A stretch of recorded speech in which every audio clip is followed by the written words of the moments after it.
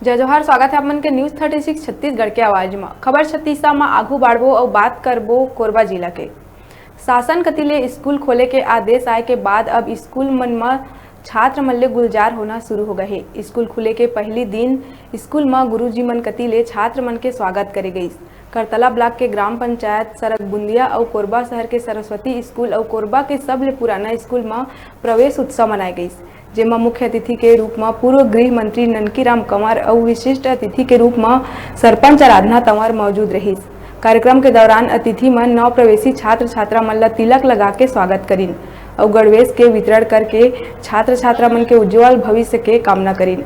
जी हाँ, लगभग 1.5 बछर ले बंद स्कूल फिर से खुल जाए के बाद छात्र मन में घलो खुशी देखे बर मिलिस। उन्हें ऑफलाइन पढ़ाई शुरू होले पालक मन घलो अपन लइका मन के अच्छा पढ़ाई होएला लेके संतुष्ट दिखिन।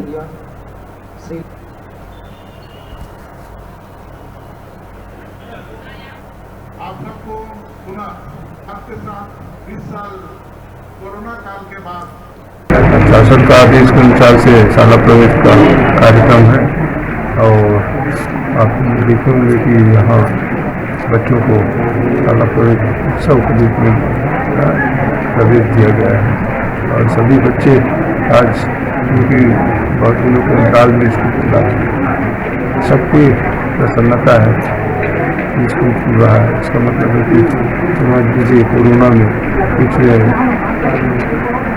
ब्रेक लगा है। कोरोना की